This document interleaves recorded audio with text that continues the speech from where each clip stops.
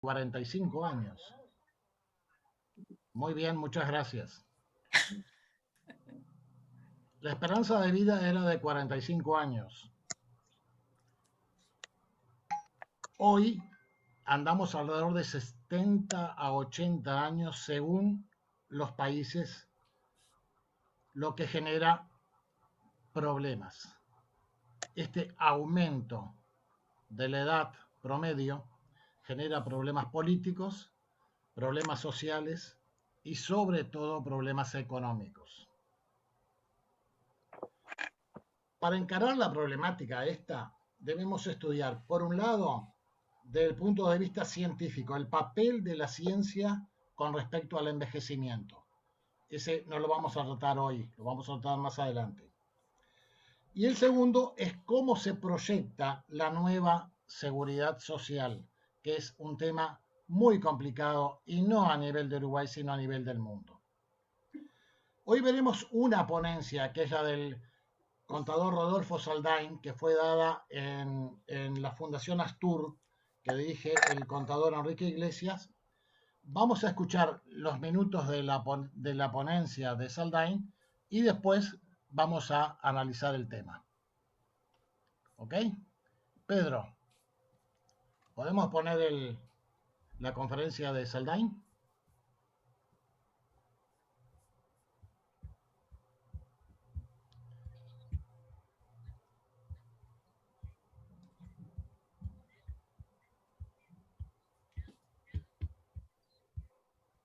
¿Se escucha y se ve bien? Sí, no se escucha. Ahora está en pausa, a ver, dale. Sí, sí, no, pero para hacerle la pregunta la pausé. Ah, bueno, bien. No. No se oye, Pedro. ¿Ninguno la oye? No, y no arrancó el video. Ahora está pausada. Pero es que no arrancó el video. No, pero está en el minuto 21:55. Nosotros íbamos a arrancar del minuto 21:36.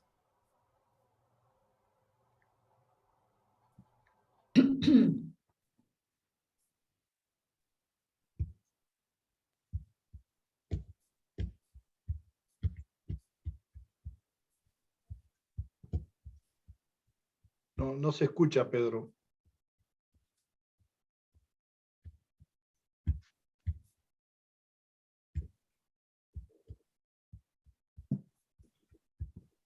Hay una forma hay una subaplicación que se tiene que cargar para que salga el audio. Lo había hecho y pensé que eso quedaba para siempre, pero se ve que no. Deme un minuto, La otra por opción favor. que tenemos es que me des la posibilidad de compartir pantalla y yo veo si lo puedo de acá. Está dada, así que cuando quieras, entra nomás.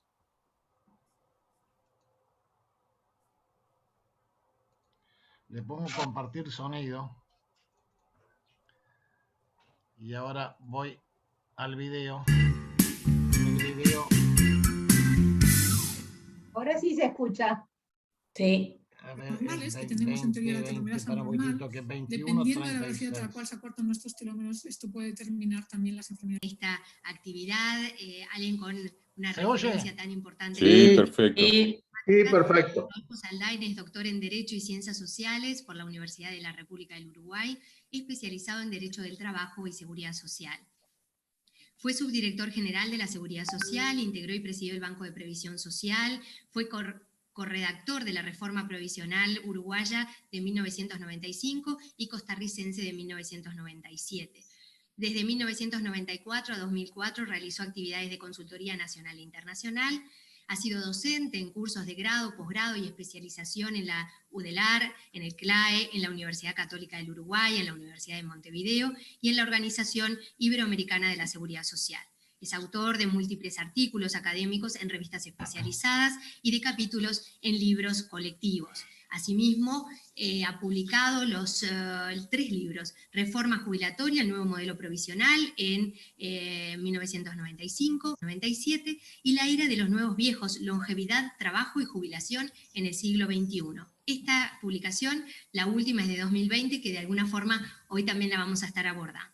Actualmente se desempeña como coordinador del equipo de expertos, de la Comisión de Expertos en Seguridad Social, creada por la Ley 19.889 del 9 de julio de este año, la que tiene el mandato legal de presentar un diagnóstico y propuestas de reformas de los regímenes previsionales vigentes. Bienvenido, Rodolfo, gracias por estar una vez más con nosotros. Muchas gracias por la presentación. Un placer haber aceptado la invitación de Enrique para compartir este rato conversando sobre un tema tan importante como el que nos ha venido planteando María más temprano, ¿verdad? Hoy yo no voy a hablar prácticamente de seguridad social, pero sí voy a hablar del fundamento de por qué tenemos que pensar en un diseño acorde al siglo XXI, que es bien diferente en los fundamentos que tiene que tener con lo que fueron los desarrollos del siglo pasado. Es decir, la seguridad social y en general el siglo XXI va a estar movido fuertemente por 2 fuerzas: la masificación de la longevidad por un lado y tecnologías radicales por el otro. Es decir, por un lado, la inteligencia artificial va a cambiar enormemente y bueno, tenemos por el otro lado el área propiamente de María, todo lo que tiene que ver con las biotecnologías y precisamente, por ejemplo, este año, el premio Nobel de Química, que fue asignado a 2 científicas por sus descubrimientos en materia de las tijeras genéticas, que bueno, permiten operar sobre nuestra biología de una manera impensada hasta hace relativamente poco. No tan impensada por algún científico chino, ¿verdad?, que aparentemente las utilizó sin seguir todos los protocolos, creando ya alguna especie de bebé manipulado genéticamente a través de este tipo de instrumentos. Eso lleva a que uno se atreva a afirmar, y capaz que acá hay una deformación jurídica, si algo puede hacerse, alguien lo va a hacer. Por lo tanto, parecería que es conveniente que a nivel global se piense en una regulación desde el punto de vista de los principios éticos de estas nuevas tecnologías. El mundo pasó toda su historia con una Hola, ¿qué tal? ¿Cómo te va? Y recién, en los albores de la revolución industrial, comienza a crecer y crece muy fuertemente hasta mitad del siglo pasado, hasta aproximadamente 1950, 1960, es lo que vemos acá, en el 2.1, en el 68, como tasa máxima de crecimiento. A partir de allí, la población global, el crecimiento pierde vigor, comienza a decrecer, y en este siglo XXI, el crecimiento poblacional que sigue está concentrado en un par de regiones en el mundo, en África y en la zona de India y zonas próximas. No hay crecimiento demográfico en Europa, ya lo vamos a ver con algún número de España, y en América Latina tampoco hay crecimiento demográfico. Es decir, el crecimiento demográfico se detiene y se revierte en muchos países. En España, como ven allí, ya está prácticamente en declive el número total de la población, y particularmente la población en edad de trabajar. El único sector de población que crece es la población mayor de 65 años, fenómeno que en una dimensión diferente también es muy similar en el Uruguay. Y esta gráfica que estamos mostrando de Uruguay no recoge el último cambio que hubo en materia de tasas de fecundidad femenina. Uruguay venía en una meseta en el orden de 1.9 hijos por mujer, y en los últimos años se desplomó a 1.49 hijos por mujer, que era el valor que esta proyección preveía para dentro de unos 30 años aproximadamente. En ese contexto, para los trabajos que tenemos por delante, estamos en proceso de revisión con CELADE y con los demás organismos que apoyan en el tema de proyecciones demográficas. Pero no es un fenómeno solo de Uruguay. es más acuciante aún en América Latina, en su conjunto, en Sudamérica en particular.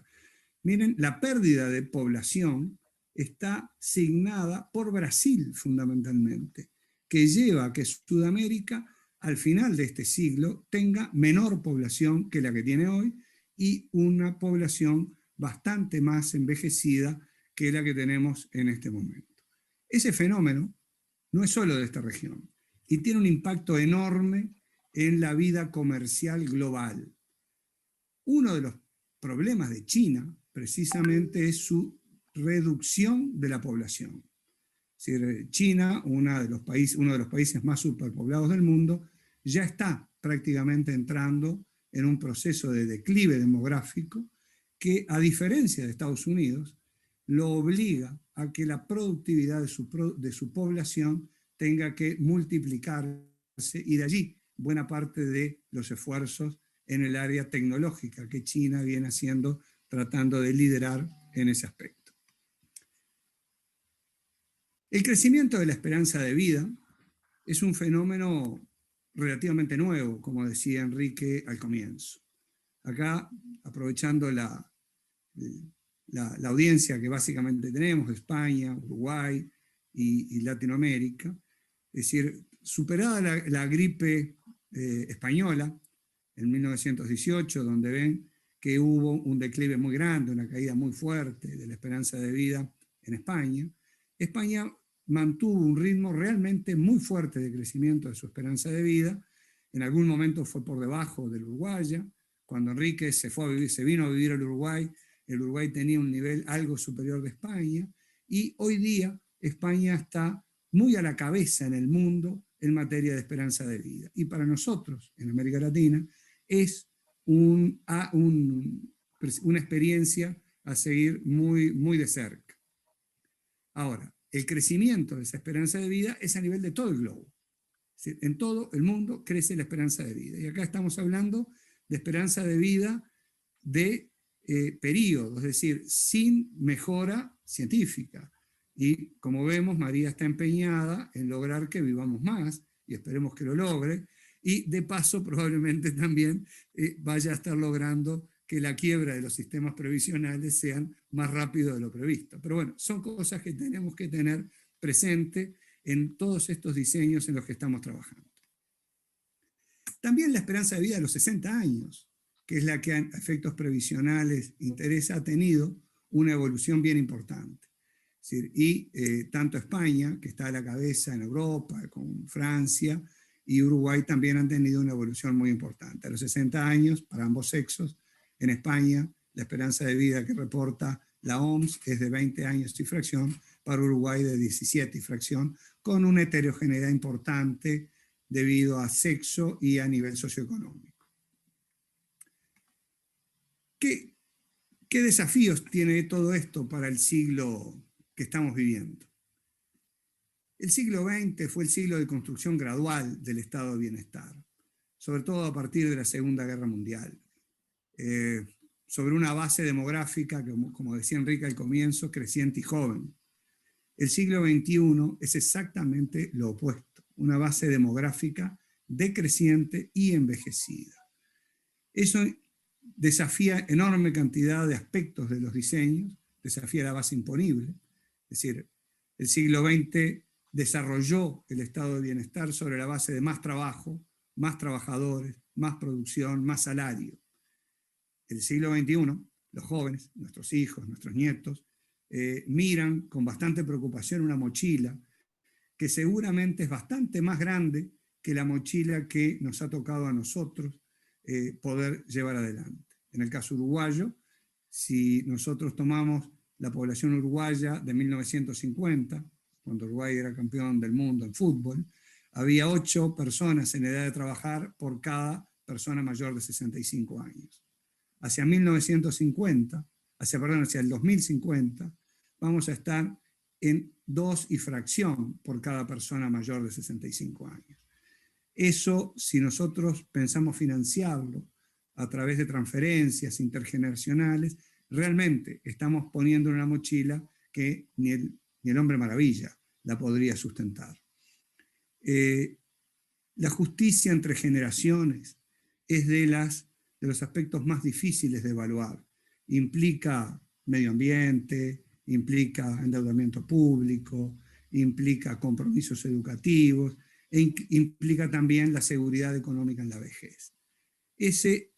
La realidad del siglo, de nuestro siglo, es bien diferente de la realidad del siglo del bono demográfico, el siglo de la adolescencia, donde la adolescencia nace como grupo social. No existía antes la adolescencia como grupo social. Nace aproximadamente en la segunda mitad del siglo pasado. ¿Sí? Y la vejez, que es la vejez que relata Simone de Beauvoir en esta obra clásica de ella, es una vejez que lucía de alguna manera como mi libro de la vejez, bastante gastado, un poco decrépito. Esa no es la vejez que tenemos hoy. Hoy la vejez en el siglo XXI es bien diferente, es una vejez mucho más activa, mucho más dinámica, es la vejez que trato de relatar en alguna manera y describir de alguna manera en el libro que mencionaba Enrique en la presentación. El dividendo de la longevidad es el gran desafío que tenemos por delante. Ya no hay chance de crecimiento poblacional y de que cada vez hay más jóvenes para incorporar al mercado de trabajo.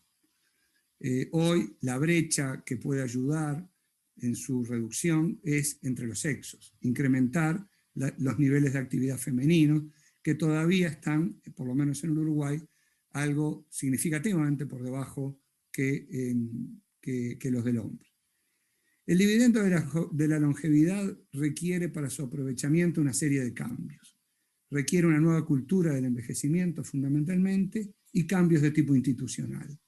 El edadismo es uno de los estereotipos más fuertes que están marcando la dificultad de las personas de cierta edad para incorporarse y mantenerse activas en la sociedad. Esto desafía la educación. En el libro yo cuento el relato de un amigo, da la casualidad que también español, que emigró al Uruguay, que perdió su trabajo con 60 años y quiso hacer un profesorado de historia de 4 años. Bueno, por su edad hubo que superar un umbral para poder estudiar en esa institución que forma profesores de educación secundaria en el Uruguay. Tras 4 años de estudio, fue un feliz profesor durante por lo menos 6, 7 años, y más felices sus estudiantes, que pudieron aprovechar ese capital humano acumulado durante tanto tiempo. La compatibilidad entre empleo y jubilación. Yo leí atentamente una entrevista de hace unos días de Enrique en El Observador, destacaba ese punto, y bueno, hoy tenemos debilidades en todo eso.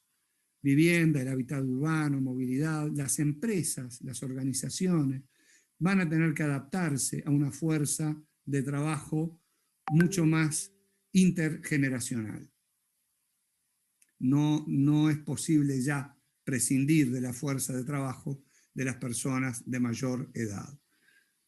Nace también, o aparece también, un mercado muy poco conocido, muy poco entendido, que es el mercado de consumo de los mayores.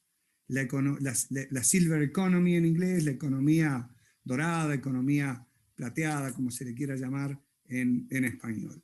Allí hay enormes oportunidades de negocios para las empresas que entiendan las necesidades de esta población.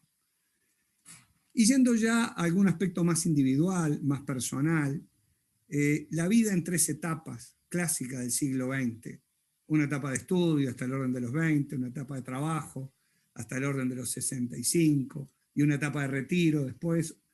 Esa vida de 3 etapas con 3 fronteras bien definidas no es la vida del siglo XXI. La vida del siglo XXI implica mucho mayor cantidad de etapas, mucho mayor cantidad de transiciones entre etapas, implica capacitación permanente, implica periodos de no trabajo durante la edad activa, ya sea por cuidado de hijos, etcétera, etcétera. Y en la fase ya, digamos, de la persona de cierta edad, el nuevo viejo, va a estar parte en retiro y va a estar en parte trabajando y va a estar en parte capacitándose. Eso es central para un buen envejecer.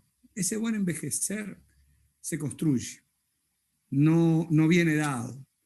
Y las generaciones donde yo me ubico, los que nacimos en el entorno de la mitad del siglo pasado, tal vez tuvimos la oportunidad de ser de los primeros adolescentes, de vivir esa categoría social, y ahora tal vez seamos de los primeros que tenemos la oportunidad también pioneros, en ser nuevos viejos, viejos más activos, más dinámicos, con mayor capacidad productiva que antes. Ahora, ¿cómo llegamos a esa situación? Llegamos con algunos patrimonios. Un patrimonio biológico, del cual algo nos habló María y es su tema, buena parte condicionado por herencia genética, pero mucha parte, y capaz que la mayoría, condicionado por nuestros hábitos y costumbres. Es decir, el envejecimiento saludable allí es el objetivo central. Tenemos un patrimonio material, que es el que da seguridad económica, que es básicamente a lo que yo me he dedicado, a lo que he dedicado mi vida, y un patrimonio inmaterial de la longevidad, del envejecimiento. Todo esto, ¿por qué le llamo patrimonios? Porque hay activos y pasivos, hay cosas que ayudan y hay cosas que dificultan. En lo material está muy claro, es decir, la vivienda es la principal inversión de las familias en general, inversiones financieras, derechos previsionales, educación financiera, y suele haber también un montón de pasivos con los que muchas veces las personas llegan a la vejez. Algunos que los pueden prever, pero la mayoría realmente no tiene la visión suficiente para prever el volumen de recursos financieros que implica vidas cada vez más largas, ya sea por costos sanitarios, por la posibilidad de acceder a nuevas terapias, por la necesidad de cuidados a nivel domiciliario, por cuidados de larga duración, y lamentablemente en lo que hemos estado viviendo este año hemos visto la importancia de todas esas situaciones. Sin embargo, el patrimonio que más quiero destacar hoy es el patrimonio inmaterial, el que apunta hacia el bienestar emocional de las personas mayores, y donde ahí sí tenemos un enorme debe en construir esos patrimonios inmateriales, para poder ayudar en lograr capacidades que permitan a las personas transformarse y abordar la nueva realidad que les toca vivir. Y que puede hacer realidad esta frase de Borges, que me gusta mucho, es uno de los acápites de uno de los capítulos del libro: la vejez, tal es el nombre que otros le dan, puede ser el tiempo de nuestra dicha. Para ser el tiempo de nuestra dicha, tenemos que lograr transitar de una manera diferente lo que es aprender al buen envejecer. Y voy a terminar con una frase que seguramente a María le suene conozca a su responsable, de joven, discriminada por ser mujer, hoy por ser mayor. Reúne Margarita Salas en esa frase dos de las luchas por romper estereotipos que han estado marcando diferentes partes o momentos de la historia. La discriminación por ser mujer, hoy diría que ha estado muy alto en la agenda y sigue estando muy alto, y creo que hoy también hay espacio y va a ser probablemente uno de los nuevos sectores, el de la discriminación por ser mayor. Muchas gracias.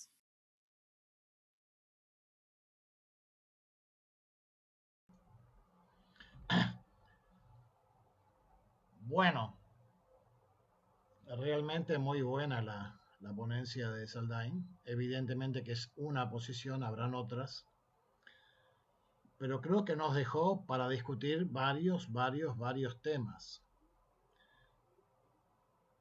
Por ejemplo, yo nunca creí que Brasil estuviera en descenso en la edad promedio. Eso para mí fue una... Pero en realidad lo que más me impacta de todo este estudio es lo último, que es el patrimonio inmaterial.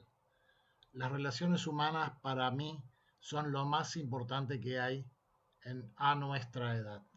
Por ahí podemos empezar a discutir el tema, o si quieren ustedes, dentro de la cultura del envejecimiento, trató cantidad de temas. ¿Cuál es la idea, Jorge? ¿Qué discutimos? ¿La parte de la previsión social, las jubilaciones, o vamos por otro lado? No, todo lo que querramos, lo que surja, Perfecto. A ver, Saúl, estás con el micrófono apagado.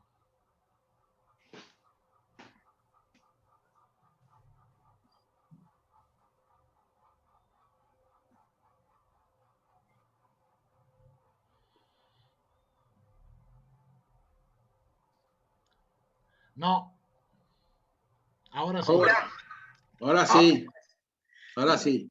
Me quedé enigmatizado. ¿Cuáles son las causas por las cuales desciende la población en América Latina, principalmente la del sur? Porque que yo sepa no ha habido ninguna campaña específica para que desde el punto de vista general se diera ese fenómeno. Me gustaría que me lo explicaran. Eugenio. Sí, la tendencia cada vez mayor al desarrollo de la mujer en otras áreas fuera de la fertilidad. O sea, y ha habido una campaña mundial en ese sentido. Lo cual es razonable. O sea, yo no estoy criticando esa campaña, pero... Yo tampoco, simplemente quiero No. O sea, la mujer tuvo un rol hasta determinado momento que estaba muy vinculado a la fertilidad, y luego esa fertilidad se desplazó en el tiempo y en algún caso se postergó. O, sin postergarse, en lugar de tener 2, 3 o 5 hijos, tiene 1. Entonces, de 2 tenés 1, vas disminuyendo. Sí, o sea, sí. Yo creo que esa es una de las razones. Por otro lado, Uruguay creció durante mucho tiempo en los estratos más perjudicados socialmente. Pero eso se logró detener porque había un crecimiento de gente que no tenía condiciones para soportar o para educar o para llevar adelante a la familia, y eso se trató de evitar, tratando de que hubiera, y hubo cierto éxito en eso. Entonces sumás las dos cosas y la población no crece. Y en el caso de Uruguay habría que agregar un tercer condimento, que es la salida de gente, que en determinado momento fue importante, la exportación que teníamos de gente buscando nuevos horizontes, que tal vez en algún momento se detuvo. Hoy estamos recibiendo gente de América Latina que antes no recibíamos, pero aún así en la población estamos en los 3,5 millones y de ahí no salimos. Eso es lo que yo creo.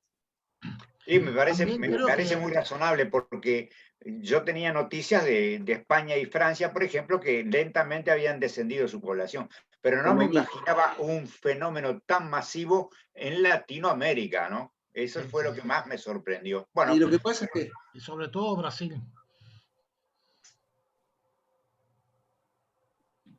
El único continente que todavía mantiene bastante alta la tasa de natalidad es África.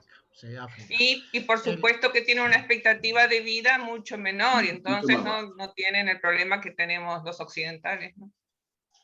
Me faltó agregar un dato, y es que la fertilidad del esperma masculino viene disminuyendo. También. No sé por qué, pero eso también está pasando. Eso lo dijo el presidente peruano. No, pero yo lo leí. Dio las razones. Sí. Comer pollo era. No, ese era el boliviano, perdón. Era el boliviano. Sí, perdón. Era Evo Morales. Fue Evo Morales. Otras cosas distintas. Yo quería hacer algunas reflexiones con respecto a esto que me pareció muy bueno. Yo había visto ya el video, me pareció excelente. Comparto todo lo que dice allí, porque está muy bien expuesto, muy razonable. Pero creo que no se puede tratar el tema de la longevidad sin tratar previamente la base social del trabajo. Porque si esto afecta porque se vive más tiempo, también afecta porque hay menos trabajo. Y si hay menos trabajo, hay menos base social para soportar la longevidad de quienes de nosotros. Pero bueno, si esto se sigue prolongando, Uruguay tiene un problema de trabajo enorme. Y el desarrollo de la tecnología, la inteligencia artificial, va a ir haciendo que muchas tareas que antes se podían hacer manualmente, o se precisaba gente para hacerlas, ya no se va a precisar. De hecho, Uruguay todavía mantiene tareas que en otros países dejaron de existir. Y voy a poner 2 ejemplos. Los guardas no existen más en el mundo. Y las personas que atienden las estaciones tampoco. Los mozos, los peajes, los mozos se mantienen exclusivamente en los restaurantes muy sofisticados. El grueso de la atención en el mundo, en la comida rápida, Vas al mostrador, lo pediste, lo das, te lo llevas a la mesa, no hay mozos. Entonces, ¿qué hace toda esa gente? Y esto, que en otras épocas las transformaciones de crecimiento industrial y todo lo demás se hacían a un ritmo bajo, ahora se hacen a un ritmo aceleradísimo. Nosotros venimos despacio, pero ¿cuánto vamos a demorar en tener? Es más, ya tenemos los problemas. Se ofrecen puestos de 15.000 pesos y se anotan 240.000 o 220.000 personas. Es complicado el tema. Y yo creo que, obviamente, esto repercute en lo demás. Entonces, los que trabajan, los que quedan trabajando, van a tener que soportar a toda esa gente y al futuro. Lo veo complejo. Sí, también hay que especificar que si bien es cierto, hay muchos trabajos que caducan, también hay otros que se crean. Sí, pero cada vez con más necesidad de preparación. Claro, las empresas, por ejemplo, de computación, están empleando en el Uruguay y trabajando para el resto del mundo. Hay empresas que tienen 1.000, 2.000. Sí, pero precisan más gente y no tienen gente preparada. Bueno, entonces está la preparación, no la cantidad. Sí, pero a ver, o sea, precisamos gente preparada. Ahora, para tú ser ingeniero de sistemas, tenés que haber pasado por la escuela, por el liceo, por todo el ciclo básico y poder llegar a la universidad. ¿Cuántas personas están capacitadas hoy en Uruguay para llegar a eso? Es más, uno de los problemas de la gente que se anotó y que no tiene trabajo es que no tiene secundaria completa. Claro. Entonces, no es solamente la preparación, hay que lograr que la gente logre el mínimo para aspirar a más.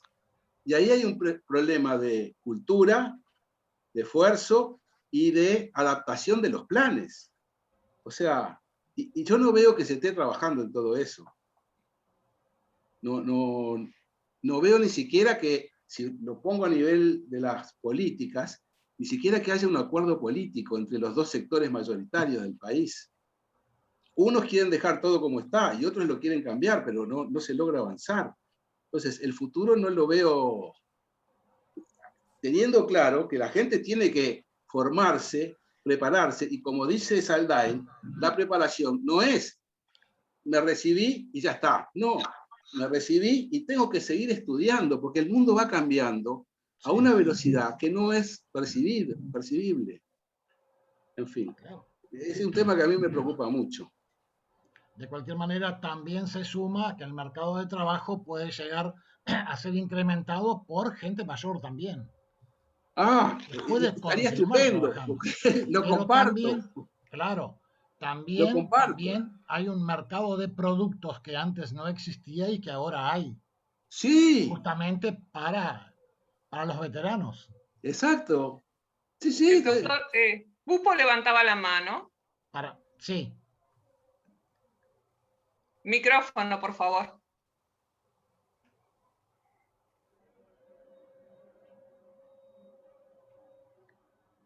Ahí está. No, lo que quería decir era que ya hace muchos años el doctor, no sé si era doctor, Juan Pablo Terra, el político, arquitecto, exacto, de la socialdemocracia, democracia cristiana, había escrito un libro muy bueno con respecto a la natalidad en el Uruguay, que ya en aquellos años, que supongo que sería por antes del año 70, creo que era antes de la fundación del Frente Amplio, ya estaba muy disminuida. Entonces eso en el Uruguay se mantuvo por muchos años y se sigue manteniendo. Y ese es un factor fundamentalísimo, y que tampoco han habido aquí incentivos desde hace muchos años, como están haciendo ahora en China, y que la otra vez alguien de ustedes lo dijo, que no recuerdo, que se prohibía tener más de un hijo en China y ahora se permiten hasta 3 hijos en China. Pero claro, todo eso va con incentivos, cosa que nosotros en el Uruguay, acá no existe ningún tipo de incentivo que yo conozca. A mí no me dieron ningún incentivo, igual tuve hijos. Y me parece que eso es algo muy importante. Y que las políticas para lograr el nuevo empleo que se requiere en este siglo XXI, como siempre, el Uruguay, desde que yo me conozco, estamos siempre cambiando tan lentamente, tan despacio, somos tan, y me incluyo, somos tan tranquilos, por decirlo de alguna manera, que nos cuesta mucho incorporar cosas nuevas.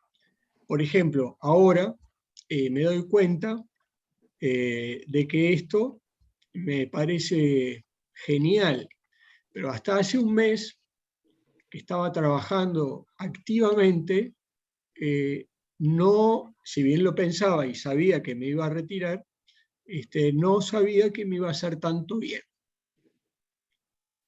Y estoy de acuerdo con el doctor Saldain que esto requiere un envejecimiento en el cual nos tengamos que seguir preparando, intercambiando opiniones, viéndonos las caras y de repente algún día dándonos la mano. Por lo menos yo, que no los conozco. Personalmente, perdón. Solo es algún y Orieta Subo. Nada más. Perfecto. A ver, Horacio, levanta la mano. Horacio. El micrófono, Horacio, el micrófono. Horacio, el micrófono. Hola. Horacio, el micrófono. Algo pasó.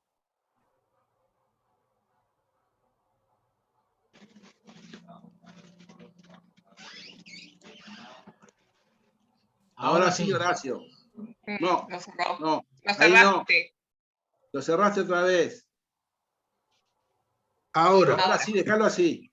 Decía que siempre he seguido desde hace tiempo los conceptos que emite el doctor Saldain, que además son siempre muy actualizados. Y eso a mí me complace plenamente. Hace mucho tiempo escuché un planteo de la evolución de la sociedad diciendo que en la sociedad tribal el niño nacía y hacía toda su carrera dentro de la tribu y terminaba su carrera siendo uno de los notables o un hombre de consejo de los que tenían menor edad. La era industrial anuló un poco esa evolución del individuo, lo guetizó en las ciudades y lo llevó a hacer un trabajo rutinario, reiterativo, con poca creatividad propia o que la empresa aceptara. Y en la época actual, el individuo lo único que tenía para defenderse en sus edades extremas, sobre todo la tercera edad, era la experiencia que tenía. Y en este momento, en este mundo cambiante, la experiencia útil de un individuo realmente cabe en un CD. Entonces, en esta tercera edad que estamos viviendo, no solamente importa lo que el individuo tiene como experiencia previa, sino que tiene que adaptarse a los cambios y prepararse para los cambios para poder ser útil e integrarse a una actividad que sea útil para sí mismo y para la sociedad. Y en el Uruguay, que todos sabemos que somos realmente reacios al cambio y somos de cambio muy lento, esta posibilidad no es demasiado extendida, porque tenemos el concepto de que el retiro, la pasividad, era una época en que ya habíamos terminado todo. Y no, creo que en realidad cuando nos retiramos, recién empezamos una nueva etapa que depende de la voluntad de cada uno de nosotros el poder llevarla adelante e integrarnos de una manera útil y que además provechosa para uno a la sociedad que integramos. Excelente. Horacio, el año pasado cuando dimos transhumanismo vimos que todas las experiencias humanas de una persona de 80 años, todas las de su vida, equivalían a 3 gigas. O sea, un pendrive común hoy de 30 gigas superaría más de 10 personas de 80 años. Sin duda. No tenía ese dato, pero me parece que es muy real. 3 gigas. Continuamos con Héctor.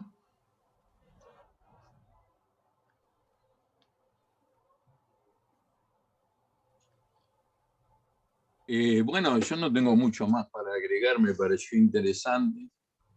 El problema va a estribar o estriba en que la relación entre activos y pasivos, que debería ser de 3:1, ahora es de 1.4:1.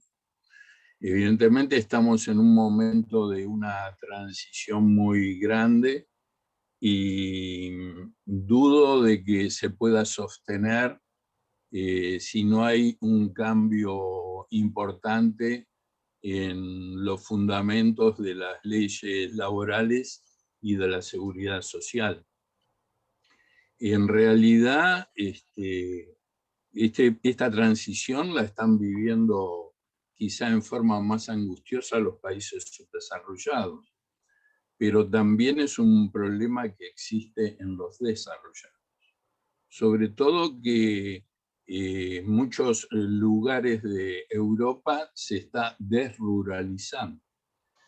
Por ejemplo, en España hay 1.500 pueblos que se venden en bloc. Yo estuve bichando uno que está en Galicia, que son 43 casas, que tiene iglesia, que tiene cuartelillo, que tiene todo lo que normalmente tiene un pueblo español, y se vende en menos de 400.000 euros. E incluso en Cáceres, una región importante de España, una autonomía o una región de una autonomía, estaban pidiendo que Renfe pusiera más trenes porque la gente se va. Entonces, son muchos los cambios que estamos viviendo, digamos, en forma conjunta.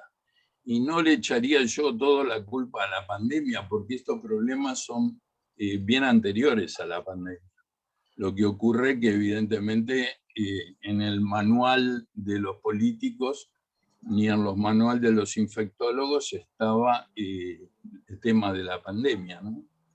Pero sí, es un problema enorme y poder adaptarse a las circunstancias nos va a llevar muchísimo tiempo y sobre todo nos va a llevar a necesitar políticos que tengan un fuerte liderazgo, porque los cambios, como bien dijeron los compañeros, son muy lentos y el mundo no nos va a esperar. Y después, otra cosa que quería destacar es que estos cambios tecnológicos también están creando un nuevo tipo de esclavitud, que es la esclavitud tecnológica. En el sentido de que si uno, por ejemplo, para ponerlo en blanco sobre negro, hacer un ejemplo sencillo, uno toma a una persona que trabaja en un call center, está 8 horas trabajando, recibiendo permanente información, transmitiendo información, mandando mails, atendiendo teléfonos. Al cabo de 8 horas termina con un desgaste importante. Pero ahí no termina su jornada laboral, porque después a través de su smartphone lo siguen consultando. Y esas horas extras no se pagan más. Es decir, evidentemente hay una pérdida de derechos de los trabajadores y por extensión también hay una pérdida, digamos, de derechos de la clase pasiva. Porque la clase pasiva, para llegar a esa transición de volver a trabajar a los 80 años o que alguien te contrate. Por ejemplo, yo podría proponerme tratar de ser un influencer. Difícilmente me contraten. Difícilmente me contraten porque no me da la talla, porque es preferible que sea alguien de, digamos, más atractivo, más joven. Y realmente creo que la tercera edad está un poco desamparada porque ya de por sí la esencia del humanismo es que después de cierta edad te consideran inservible. Es más, en una ponencia parecida a esta, alguien bastante conocido en Japón, que después creo que lo corrieron, llegó a decir que para poder solucionar el balance entre activos y pasivos, porque también los japoneses son muy, pero muy longevos, habría que practicar una especie de eutanasia. Es decir, no lo dijo así en forma directa, pero como que los viejos molestamos, ¿no? Y pensemos que vivimos en una sociedad que es bastante extraña, porque, por ejemplo, a los niños, ya desde muy chico, los mandan a un prematernal, 2 años y medio, 3 años, el niño ya no está con la madre, va a un prematernal o no sé cómo se llama. Después tiene que ir al jardín, después tiene que hacer la primaria, después tiene que hacer la secundaria, después tiene que hacer la universidad, y después dice, mirá, ya que estás, hacete un máster, y después que te hiciste el máster, hacete un posgrado. Y eso es cierto, pero al final se pasó desde los 2 años hasta los 30 y pico estudiando para poder entrar en el mercado laboral. Y por el otro lado están los viejos que, como molestan, los meten en un geriátrico. Entonces, como metieron a los niños en un prematernal y a los viejos los metieron en un geriátrico, se sienten solos y compran un perro. Está quien compra un gato, una iguana, en fin. Fíjense que, por ejemplo, han prosperado, hablando de los cambios que hay en el mundo, incluso acá en el departamento de Maldonado, han prosperado los lugares de venta de pets. Pets porque, bueno, son animales, en fin, ¿no? Y sin embargo, uno si quiere comprar comida sana para personas de la tercera edad, no hay. Esa es la gran contradicción y es la transición que la exposición de este señor me pareció estupenda, pero me parece que estamos muy, pero muy lejanos en el tiempo. Y para no monopolizar quería decir 2 cosas. Con Enrique hace muchos años hablamos, porque a Enrique lo impresionó mucho un economista norteamericano que escribió un libro que se llamó El fin del petróleo. Hasta hace poco me acordaba el nombre, pero me olvidé. Bueno, llegamos a la fecha que llegamos, 11 de junio del 2021, y el petróleo no se produjo el fin del petróleo. Podemos discutir, como ya discutimos, las economías verdes y tal, pero la petroquímica siempre va a precisar del petróleo. Y después hubo otro audaz que escribió El fin del trabajo. Y yo no creo para nada que el trabajo se acabe. Lo que sí va a haber un cambio significativo, como sostuvieron todos los ponentes. Esa es mi pequeñísimo aporte. Trabaja en lo que te guste y no trabajarás nunca en tu vida. Sí, lo coincido. Ahora, el tema acá es, en el Uruguay la edad de retiro, que es esa frontera que tú hablas, Héctor, son los 60 años. En otros países es un poquito más y 65, hay países que no tienen retiro. Y hay países que no tienen retiro. ¿Está bien el retiro a los 60 años? Mirá, yo te voy a... tenemos la posibilidad, digamos, física e intelectual de sobrellevar o de sobrepasar una edad cronológica. No, mirá, yo te voy a explicar una cosa. Para que los retiros puedan ser buenos, tiene que haber un mercado de capitales. Yo no creo en la reencarnación, pero si volviera a nacer, yo no aportaría ni al BPS, ni a una caja profesional, ni a nada por el estilo. Pero es condición que haya un mercado de capitales, porque en realidad el Estado, claro, acá no hay un mercado de capitales y a las AFAP las vemos como que son la lepra. Pero anda a ver cómo funcionan las aseguradoras privadas en Estados Unidos y funcionan mucho mejor que las aseguradoras de tipo público como son las que nosotros conocemos. Porque hoy una compañía de seguro está asociada con un banco y con un fondo de inversión. Y entonces, yo te cuento el caso concreto de un amigo mío uruguayo. Él vivió 23 años en un cantón francés en Suiza. Entonces fue a una compañía de esta y le dijo, mire, yo quiero trabajar 23 años. Él no tenía un empleo calificado. La esposa era una nurse muy calificada en el Uruguay y ganaba más que él. Y bueno, ellos a los 23 años se volvieron para Uruguay. Y él, que no estaba calificado, se vino con una jubilación de 1.300 francos suizos. Y ella, que era una persona muy capacitada, se vino con una cifra muy superior.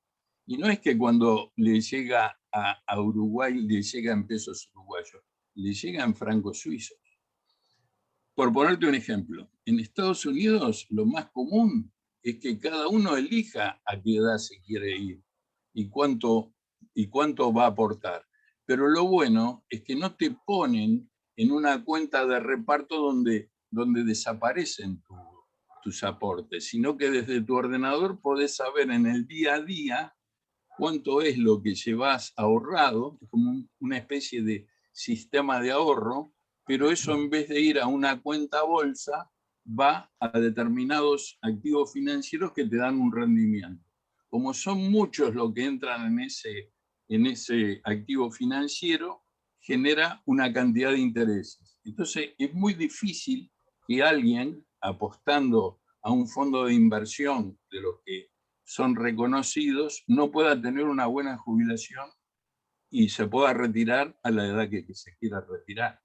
Obviamente, en Estados Unidos una persona de 80 años es una persona súper activa e incluso la toman para cualquier trabajo. Pero es otra cabeza, es otra mentalidad y tiene que haber un mercado de capitales.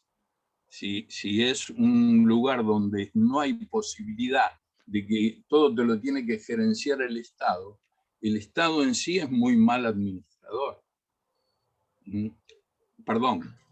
Pero lo estamos tomando únicamente desde el punto de vista económico. Sí, claro, pero el punto de vista económico, si tenés un buen retiro, te estimula para que, a pesar de que seas un viejo, no te consideren un viejo de mierda y te vuelvan a llamar. Sí, claro. Claro. Esto, ¿sabés cómo se llama? Feedback. Es la retroalimentación. Si vos andás bien de un lado, vas a andar bien del otro.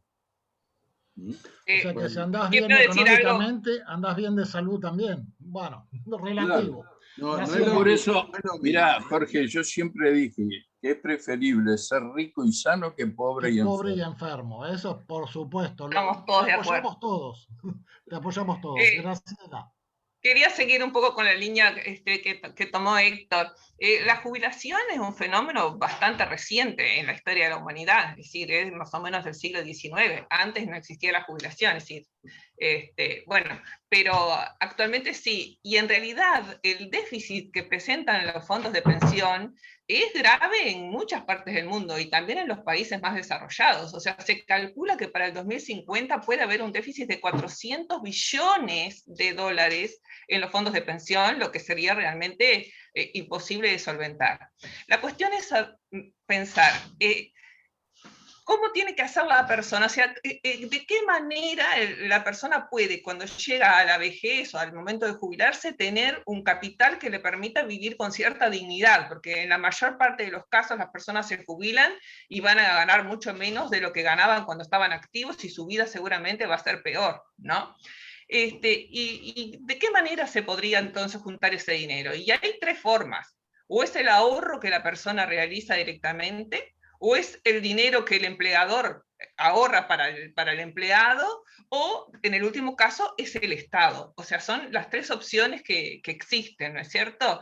Y también hay que considerar que hay mucha gente que depende de un fondo solidario, porque lo que gana o lo que trabaja durante su vida activa no le permite ahorrar para luego poder tener una jubilación en su vejez. Y si consideramos que, como pasa en Uruguay y pasa en la mayor parte, bueno, en todos los países del primer mundo, y está, digamos, llegando a pasar en todos los países, la pirámide se invierte, es decir, queda una base pequeña, en verdad, para solventar una cantidad de adultos mayores que van a depender de ellos, las perspectivas no son buenas. Y además hay otro montón de gente, por ejemplo, que no tiene un trabajo formal. En América Latina más de la mitad de las personas no llegan a tener una pensión porque nunca trabajaron formalmente, es decir, nunca aportaron a nada, ni a un fondo de pensión, ni al Estado, ni a nadie. Entonces, es una realidad que golpea, y es una realidad que se suma a los problemas que tienen los adultos mayores, que son problemas no solamente económicos, sino que son problemas físicos, que son problemas psicológicos, que son problemas culturales, y que hacen de pronto que la vida no sea tan sencilla. Y también otro aspecto que de pronto podríamos tener en cuenta es los prejuicios que existen de repente contra las personas mayores, ¿verdad? Que yo pienso que van a ir disminuyendo en la medida que cada vez somos más, y podemos tener un rol más fuerte dentro de la sociedad. Pero hasta se usa como, a veces, como insulto el decir viejo de o vieja de, y se le agrega ese calificativo que es bastante, que se usa de forma denigrante, digamos, para la mayoría. Y una pequeña cosa más que quiero decir, que no sentí que se dijera en ningún momento, y que se habla, por ejemplo, de la necesidad de que los adultos trabajen más, o sea, que la jubilación ya no sea a los 60, que sea a los 65 o incluso hasta los 70. Pero cuando tenemos un mercado como el nuestro, donde no hay trabajo para los jóvenes, si hacemos que los adultos trabajen aún durante más tiempo, menos posibilidades laborales habrá para los jóvenes. O sea, es también un tema ese, es decir, cuando el desempleo, como en nuestro país, es alto, seguir manteniendo a los adultos en los trabajos está quitando trabajo para un joven. O sea, eso es algo que se debería considerar y que no escuché que se tuviera en cuenta. Convengamos, Graciela, que esa denigración de los adultos mayores se da en algunas sociedades, no en todas. Sí, la sociedad Japón. oriental, por ejemplo. Japón, y podés poner Japón como el... Japón, China, los países árabes también. Los países árabes tienen un culto por el anciano, por el conductor, por el mayor. Sí, eso, pero allí en el hombre, no en la mujer. No, en el hombre, sí, estamos de acuerdo. Perdón, y yo estoy de acuerdo con lo que dice Graciela, pero me parece que lo que nosotros tenemos que sobrellevar es el escalón del subdesarrollo. El día que dejemos de ser subdesarrollados o nos desarrollemos un poco más, vamos a estar más cerca de todos estos objetivos.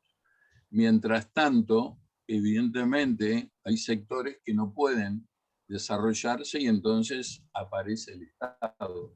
Pero lo que se está acabando en el mundo es el Estado benefactor. Claro. Acá en Uruguay todavía vemos al Estado como un Estado benefactor, porque en realidad si uno ingresa a la administración pública es como tener un seguro de desempleo de por vida. Pero si el sector privado se empieza a reducir o empieza a retirarse del país, tanto sobre todo el extranjero, y las empresas pequeñas y medianas se empiezan a reducir, cuando el contador hablaba, el expositor, se refería a la base imponible. La base imponible es lo que te permite hacer una transferencia vía impuestos para sostener a todas las personas que necesitan el apoyo del Estado. Pero esa tendencia en el mundo se viene rompiendo desde hace rato. En la medida que tengamos un Estado sobredimensionadamente grande y un sector privado chico, no se puede saltar del subdesarrollo al desarrollo. Yo no tengo la receta, pero pensemos en países que realmente desaparecieron del mapa. Por ejemplo, Haití. ¿De qué piensan ustedes que vive Haití? Haití no produce nada. Fue declarado inelegible por el Fondo Monetario porque es un país que no tiene capacidad de repago y vive pura y exclusivamente de las remesas que los haitianos que viven en el exterior le mandan a Haití. Y también vive de la limosna universal, o por decirlo de una manera más refinada, de las ayudas que le mandan distintos organismos públicos y privados. Pero Haití es un país que desapareció. Le quedó la bandera y el himno y no le pasó más nada. Fíjense que en 1 año y medio de pandemia, ninguno de los multimedios mandó a alguien a ver qué pasaba en Haití. Pero sí lo mandaron cuando hubo un intento de golpe de Estado. Sí. Claro. No sé si te acordás, Héctor, que Enrique opinaba que el Uruguay tampoco era un país viable, que nosotros teníamos que ser parte de Brasil. Me acuerdo perfectamente. Sí. Bueno, no es así tampoco. Eugenio. Hay alguien que dice que del Río Negro para arriba al Brasil y del Río Negro para abajo a la Argentina. No, me mudo para el norte de nuevo. Hola, Pedro. Me mudo para el norte de nuevo. No, quería decir que el promedio de edad de jubilación en Uruguay no es 60. La gente, si bien legalmente se puede jubilar a los 60, cuando uno analiza el promedio de edad en que la gente se jubila, está más cerca de 65 que de 60. Sí. O sea, tanto temor hay por correr la edad, lo que significaría un desahogo, no sé por cuánto tiempo, pero de hecho es lo que está realmente ocurriendo. Si lo vamos a los cargos universitarios, por ejemplo, la edad de retiro es 65. Y eso está marcado por una creencia en que la biología a esa edad no le permite mantener la posibilidad de seguir rindiendo de la misma manera. Creencia que creo que es vieja. ¿Pero en el Parlamento? No, en el Parlamento no. Estoy hablando de la universidad, nada más. En el resto de la administración pública no la hay. Incluso para los trabajos en donde se requiere fuerza física, hay peones de AFE que no pueden levantar la pala y siguen trabajando. O sea, hay horrores por todos lados.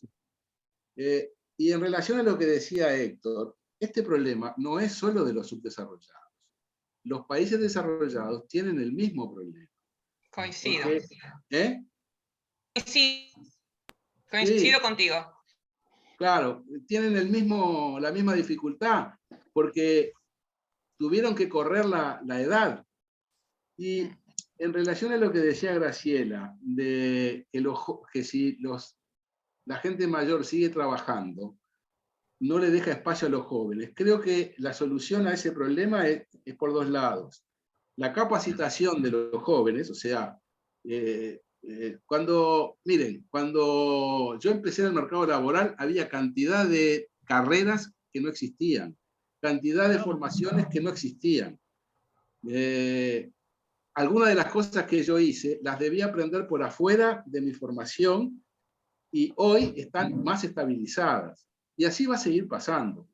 Y la solución es, por un lado, la educación de los jóvenes y la formación, que cada vez es más requerida. Antes uno tenía un máster o un doctorado y alcanzaba. No, ahora, después del doctorado está el postdoctorado, porque cada vez hay más necesidad de conocimientos ampliados.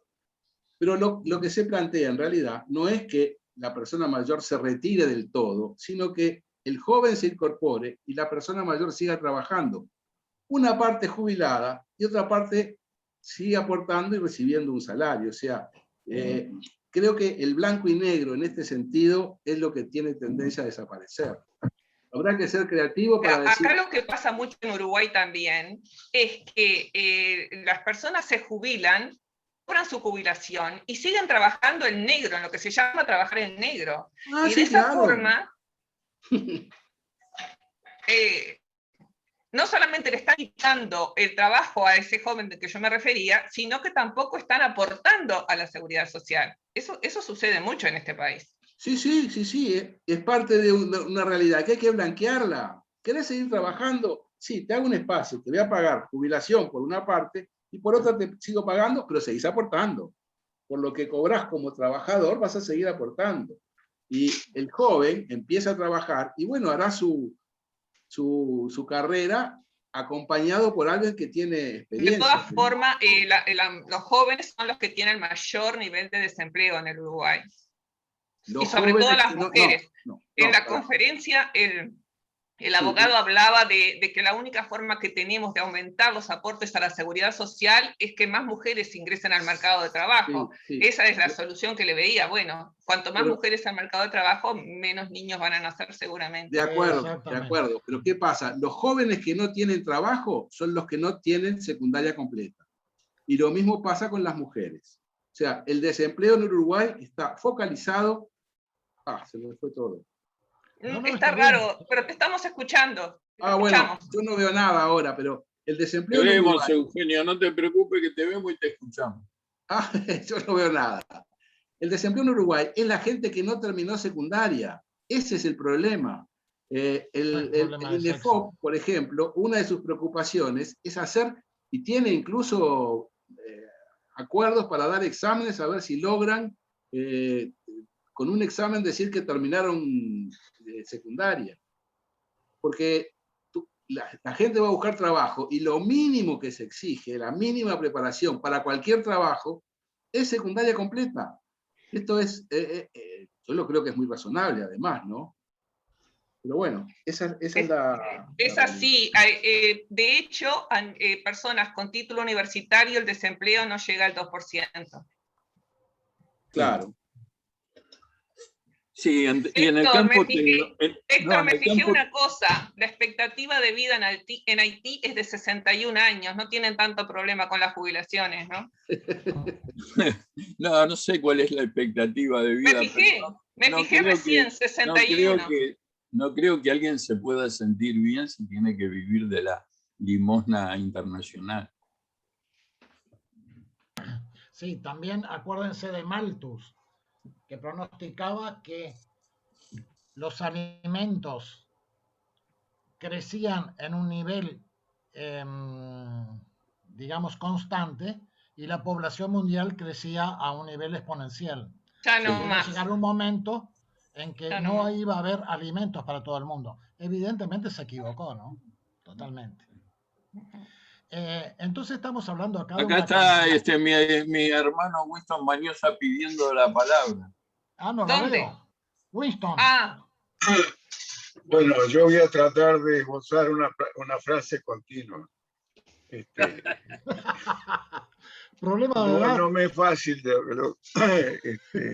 así que voy a salpicar un poco de algunas cosas. Me pareció buena la graficación de Saldain, porque de ahí se puede desprender muchas cosas. Digamos, trabajar sobre esa base permite ampliar. No estoy de acuerdo, estoy de acuerdo con Eugenio y estoy de acuerdo con, bueno, en general, pero no estoy de acuerdo con mi hermano en cuanto a Haití. Haití, que fue el primer país que se liberó en América de la colonia española, de los españoles, ha sufrido toda clase de agresiones. Y además de eso, porque está habitado por negros seguramente, hay una película que ahora no me acuerdo el nombre, que lo muestra muy bien, una película bastante vieja,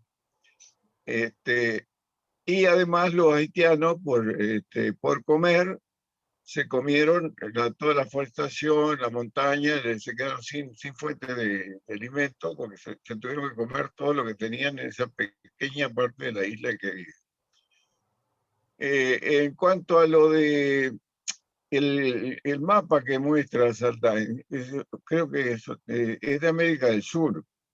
No sé cuál es la situación de Centroamérica y América del Norte, y México, hasta México, la situación de la población, porque México en una época, ahora tiene más de 100 millones de habitantes. Tiene casi tantos habitantes como Brasil, creo. Y las emigraciones de Centroamérica hacia el norte están mostrando que hay mucha gente también. No sé cuánto, eso no lo he medido. Lo que sí me preocupa es que nosotros como uruguayos, por lo menos me parece a mí, no tengamos claro qué queremos ser. Porque somos un pueblo pequeño, de poca gente, pero en un país muy grande. Somos casi la mitad de Alemania, que tiene 80 y pico de millones de habitantes. Quiere decir que en este país, que no tiene accidentes geográficos graves, que no tiene nieve, que no tiene montañas, que no tiene... podría vivir mucha más gente, pero como dijo Eugenio, está dividido en dos. Y eso es ostensiblemente claro, porque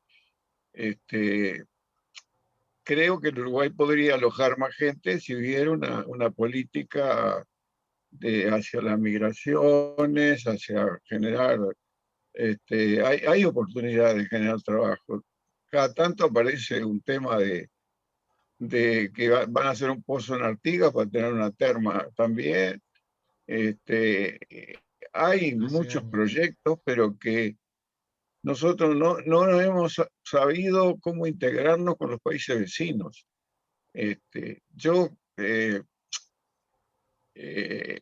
No hemos usado los recursos adecuadamente. Me parece que tenemos más mar territorial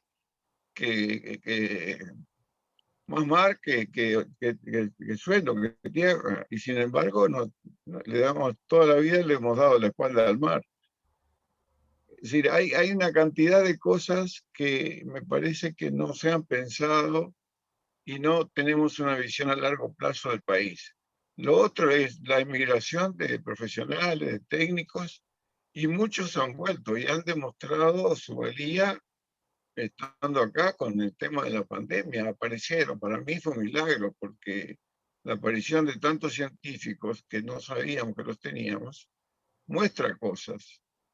Y el otro tema que tiene que ver con eso es que hay ahora generaciones, por primera vez, incluso yo soy el primer profesional de la familia, pero han aparecido en estos últimos tiempos muchos nuevos profesionales que son primeros profesionales de la familia. Creo que hay que pensar un poquito más en el país como un todo, ¿viste? Como un todo. Creo que tenemos muchísimos recursos de todo tipo y sin embargo no lo estamos aprovechando. No sé por dónde va la cosa exactamente, pero se piensa a la mitad. El pensamiento es como que las cosas tienen que suceder entre Montevideo y Punta del Este, nada más. Creo que así, salteando, como lo he explicado, tocando muchos temas, sin ninguna profundidad, pero tocando para desencadenar una discusión, creo que es más o menos lo que puedo decir. Muchas gracias. O sea que la discusión política para vos es fundamental. Sí, el objetivo es nacional, ¿viste? Yo creo que así como nosotros nos embanderamos atrás del cuadro de Tavares, no nos embanderamos en cuanto al país, al conjunto de los uruguayos. Sí. Yo tengo Creo que lo he contado alguna vez. Mira, a mí me pasó una cosa muy, varias veces me pasó. Una vez en Brasil, leo un diario y dice, Brasil está muy preocupado porque hay 300.000 brasileños viviendo fuera de Brasil. Y eran 150 millones en ese momento. Nosotros jamás nos preocupamos de un uruguayo fuera de Uruguay. Segundo,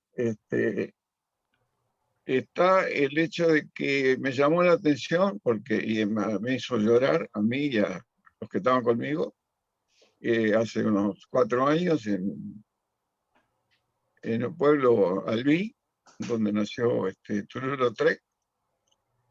En el hotel que estábamos había 3 tipos en la consejería, un francés que por suerte hablaba español, un indonesio y un maorí.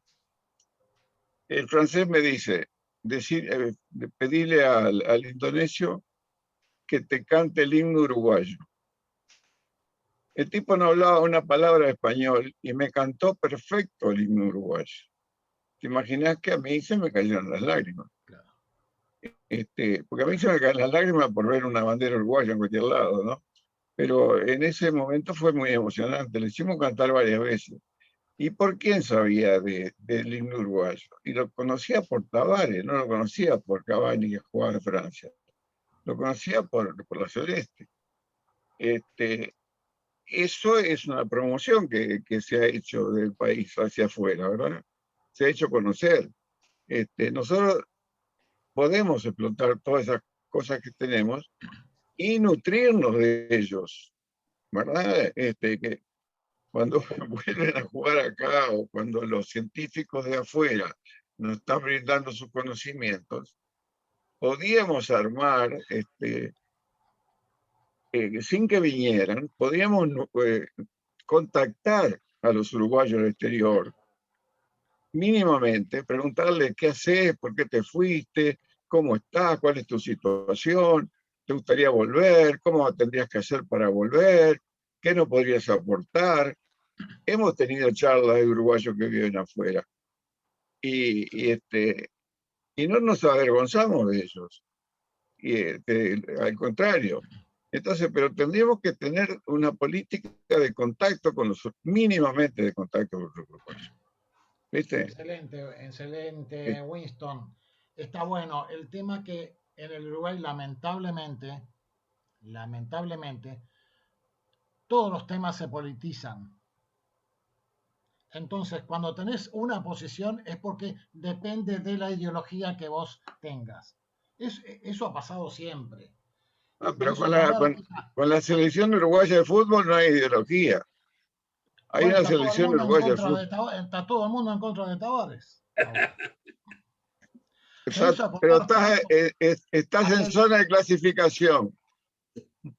Pero yo, ¿sabes lo que creo? O sea, soy antifútbol.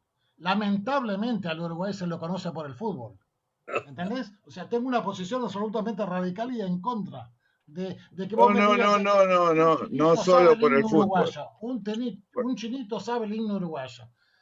Pero por Tavares, por favor, no, porque un negrito erró un penal hace no sé cuántos años. El Uruguay se fue para allá, pero artificial, absolutamente artificial. Bueno, lamentablemente caigo en una subjetividad que no es del grupo, evidentemente, pero lo que pasa es que en el grupo se dan también este tipo de charlas que derivan de un tema principal que lo definimos y nos vamos por las ramas. Evidentemente, además creo que está bueno.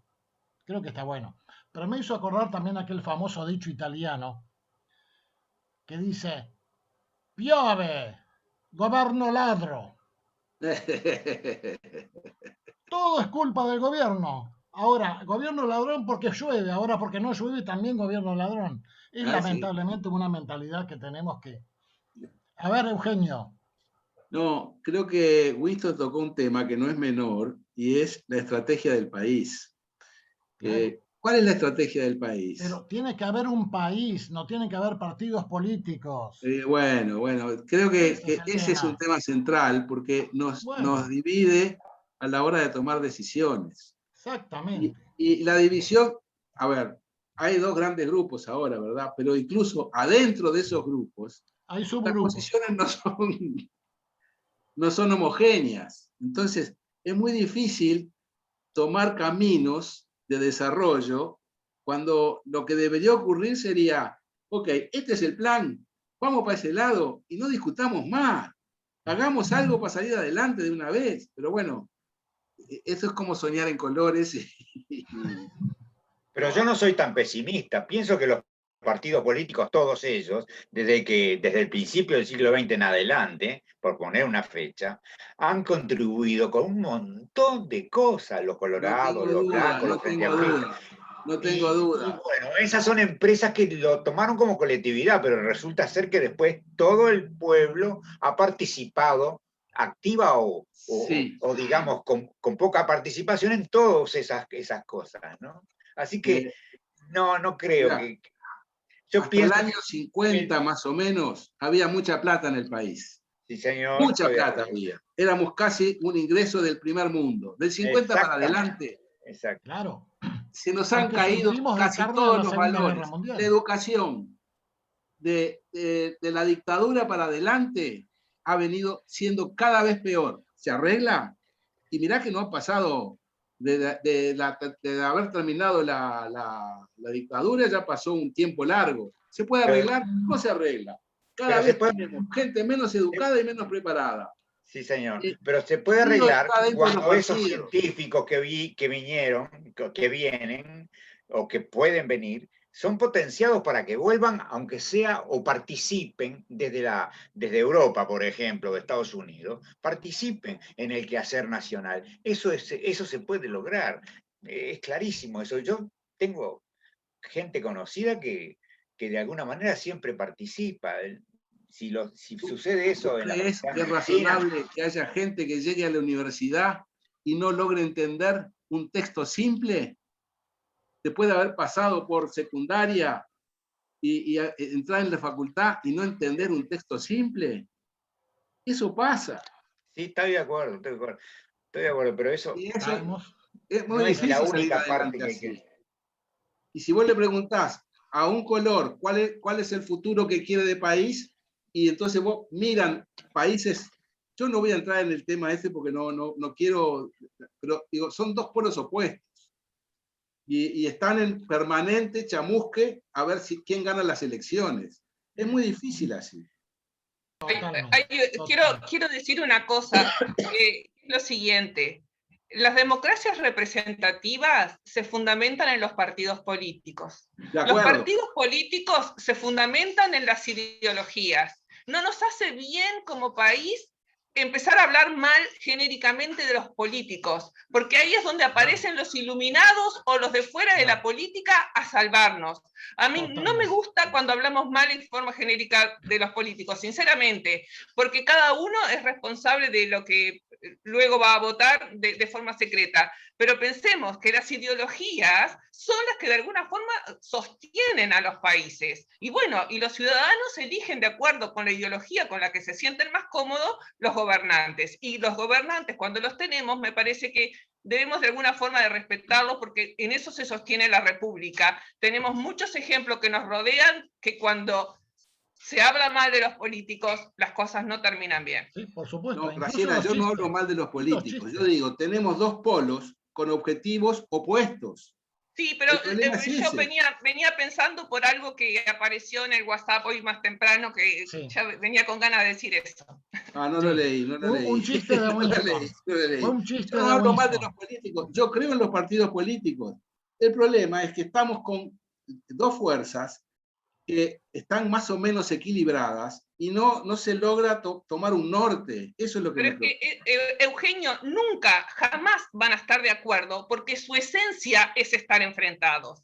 O sea, digamos, me parece demasiado ideal decir, ay, mira qué bueno, tienen esta buena idea, y vamos. En cómo hacerlo. Pueden haber como pilares que vayan más allá del gobierno y que sean parte del Estado. Yo en eso coincido contigo que deberían de haber pilares y creo que los hay. creo que los hay, pero pretender que la oposición le diga al gobierno qué bien eso que hiciste, o a la inversa, yo no pretendo eso, yo creo que la oposición diga cómo lo puede hacer mejor, no distinto y opuesto. No es que van a plantear de acuerdo con su ideología. Opuesto. Si uno dice blanco, el otro dice negro. Claro. Pero no porque sea blanco o negro, sino porque es contrario a lo que dijo el otro. Exacto. Está pidiendo la palabra Rosario. Sandra, está pidiendo la palabra Rosario. Sandra primero. Rosario. Sí. Disculpe la interrupción. Yo le voy a... Pero Sandra, espera un poquito que va a hablar Rosario, enseguida te damos la palabra a ti. Disculpa. Dale. ¿No? Yo un poquito les voy a cortar un poco esos enfrentamientos ahí políticos. No, yo me quedé pensando desde lo social y me quedé pensando un poquito más en lo que decía Saldain con respecto a cómo construimos nosotros más bienestar emocional, que sería el rol que nos correspondería a nosotros dentro de esta propuesta que se está estudiando para el futuro de los adultos mayores y su bienestar social, ¿no? Creo que en eso, en cómo creamos mejor bienestar emocional, los responsables creo que somos nosotros, los adultos mayores en este momento, y me preocupa muchísimo, yo trabajé muchos años con adultos mayores de clases sociales bajas, ¿verdad? Pero me preocupa muchísimo todos los días, es más, me molesta muchísimo cuando veo muchos de nosotros, los adultos mayores, riéndonos de nuestro estado decrépito, o la asociación que se nos hace de que todos somos decrépitos, y que lo único que valemos es de repente para algunas industrias, como puede ser la de los medicamentos, como puede ser la de la salud, y como puede ser la de los hogares de ancianos, y como puede ser hoy en día que somos generadores de empleo en cuanto a gente para que nos cuides. Ahí sí, todo el mundo se acuerda de nosotros. Igual que cuando en un hogar de ancianos, lo más importante es que coma y bueno, que alguien la acompañe. Pero como que lo demás queda afuera. A mí me parece, es más, que nosotros tenemos que también reivindicar un poco de espacio de valor, que mucha de la culpa es del adulto mayor nosotros, que yo sé que tenemos una cultura que viene de atrás, de mucha desvalorización y básicamente en el tema de la mujer, ¿verdad? Pero que nosotros somos lo que tenemos que reivindicar. No podemos permitir que muchas veces se nos ría, o nosotros nos reímos porque estamos viejos, porque de repente no recordamos algo, pero muy pocas veces yo veo en los medios que nosotros mismos, porque no vamos a esperar que el joven nos aplauda, nosotros mismos tenemos que reivindicar cuál es nuestro aporte y nuestra sapiencia para el mundo actual y para el mundo que viene donde tenemos que tener más años de contribución a una sociedad mejor. Creo que es ahí donde tenemos que tratar de mirarnos al espejo y empezar a ver qué hacemos en el día a día para realmente tener un mejor bienestar social en bien de las nuevas generaciones también, y también para contribuir en un espacio más productivo en estas generaciones que vienen. Eso me parece a mí un poco. Gracias, Totalmente de acuerdo. Sandra. Totalmente de acuerdo en lo que decía recién Rosario, ¿no? Como que estamos siempre a la espera de que nos brinden soluciones, por un lado o por el otro, por el gobierno o por donde sea, o por la SAFAP, etc. En vez de hacer eso, debemos buscar nuestras propias posiciones activas. Y solamente quería hacer un comentario con referencia a lo que habían comentado anteriormente, sobre todo el arquitecto, de las dos posiciones enfrentadas, que por estar enfrentadas las posiciones de ideologías políticas, no se pone de acuerdo la gente para avanzar. Graciela me va a apoyar en cuenta, en 1950 las posiciones eran aún más enfrentadas, y el país era muy rico. O sea, no tiene nada que ver la riqueza, la posición, la estrategia del país con el enfrentamiento de las ideologías, porque como bien... Es un problema mundial, es un problema mundial. Las ideologías son la base de los partidos políticos, son la base de la república, son las bases que precisamos para seguir avanzando. O sea que mismo estando en polos opuestos, como sucede esto en casi todos los países en este momento del mundo, si ustedes miran Francia, miran España, y acá más cerca, en Argentina, en Brasil, las ideologías completamente enfrentadas, igual el país puede salir adelante. El tema es la actitud de que cada uno toma frente a esa situación. Y ahí tomo lo que Rosario decía. Depende de cada uno de nosotros y de la actitud que tengamos ante la vida para poder avanzar. Gracias. Yo creo, perdón, Rosario, Sandra, estoy de acuerdo con lo que tú decís, pero hay una pequeña diferencia. Yo me acuerdo de debates que eran un placer escucharlos. Suponete a, yo qué sé, Echegoyen contra Arizmendi. Habían códigos, no se mentía. Actualmente la política es mucho más sucia que en todo el periodo anterior. De acuerdo, pero ahí entra la educación. Ahí entra otra cosa a jugar. Ahí entra otra cosa a jugar, que es la educación, la preparación ante la vida. Sí, nosotros en esa época teníamos otra educación. Por encima de todo teníamos los valores. Entonces se enfrentaba con otra... Ha perdido valores. Exactamente, pero eso no es un tema de la política. Todo el resto de un parlamento se ría porque una diputada está hablando. Sí. Es lamentable. Total. Es lamentable. ¿Pero por qué se ríen? Porque la diputada no tiene el nivel de diputado. Claro. Claro. Pero hoy, el tema para mí también está en el avance del sistema. ¿Cómo? Que Pedro levanta la mano hace rato que quiere decir algo. Pedro. Yo soy muy formal en todos mis actos, por eso pido permiso antes de hablar y no me meto. Bien. En primer lugar, me parece fantástico lo de Graciela. Esos principios hay que machacarlos. Nunca está de más recordarlos y tenerlos presentes. El que se vayan todos es de las cosas más peligrosas que nos puede pasar. En segundo lugar, le agradezco a Rosario que haya cambiado la dirección de la discusión y nos alejara de los enfrentamientos y de las discusiones. En tercer lugar, me parece que es un defecto o una característica humana el de tratar de diferenciarse de los demás. En algún momento me tocó manejar o tratar de hacer funcionar una organización de 12 estructuras diferentes humanas que por razones económicas se juntaron y empezaron a trabajar en forma conjunta, y a mí me tocaba hacer que trabajaran realmente en forma conjunta. Les contaba lo que pasaba en la escuela a la que yo iba, como ejemplo de que tratamos siempre de diferenciarnos y de no estar de acuerdo mucho con el contrario o con otros. Yo iba a una escuela en el Prado que de mañana era la escuela número 14 y de tarde la 27.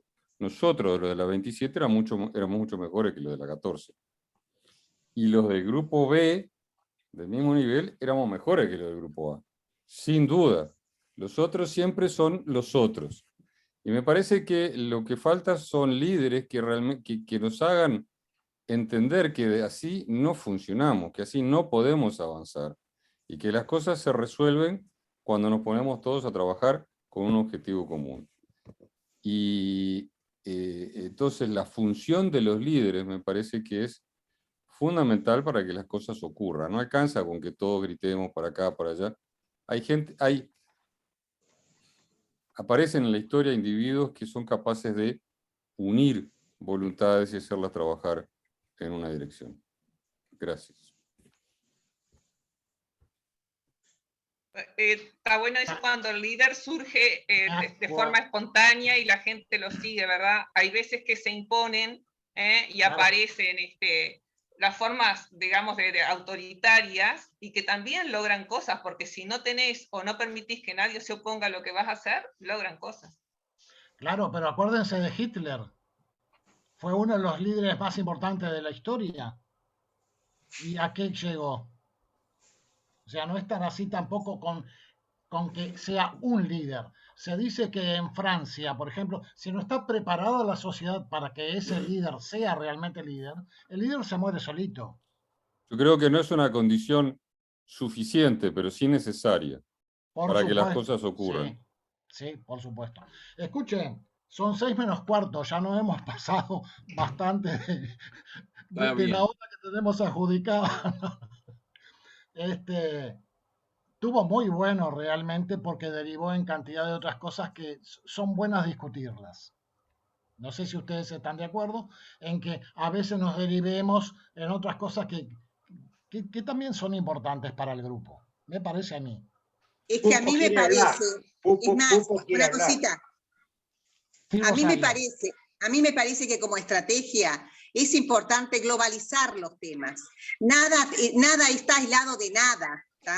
Y eso es muy importante, que permanentemente los vemos, que no es solo el problema es de la cultura, o es de la política, o es del capitalismo avanzado que de alguna forma va tragando los intereses personales y humanos, ¿verdad? Digo, siempre pensar con la idea de que todo es mucho más complejo, ¿verdad? Y que hay múltiples variedades en la misma, y que cada uno de repente puede puntualizar en más o en menos algunas de esas variables que motivan el problema, pero que todos de repente tienen una partecita pequeña de razón y básicamente de aporte en esa construcción, que creo que es lo bueno de nuestro grupo. Muchas gracias, estuvo Rosario. muy bueno. Walter Muy está pidiendo la palabra. Sí, disculpe.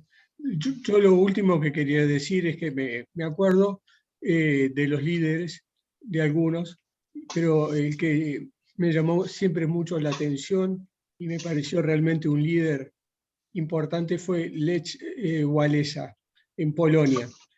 Era un líder que estaba en la cortina de hierro y luchó hasta que salió Polonia de ese estado, se unió a la Unión Europea, sigue en la Unión Europea y ha pasado por la derecha, por la izquierda, por la extrema, por la socialdemocracia, ha pasado casi todas las líneas políticas y siempre con la meta de llegar a la Unión Europea.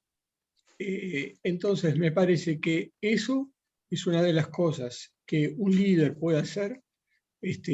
Acá antes se le llamaban caudillos. Yo no pretendo que aparezca ningún caudillo. Si es civil, sí, un caudillo civil sí puede ser. Pero me parece que eso es algo importante que en este país no existe. Y como decía, creo, la señora Rosario, creo que estamos todos de acuerdo, lo que hemos perdido en un 90% es la educación. Y lo digo solamente una vez. Terminamos, como en varios otros encuentros, con que lo importante es educación, educación, educación. No, yo lo digo una sola vez. No, por eso lo reiteramos. Muchas gracias a todos. Nos vemos el viernes que viene. Muchas gracias. Adiós. Muchas gracias. Nos esperamos el viernes que viene. Adiós. Okay, gracias. Chao, hasta el viernes. Gracias. Descanse, hombre.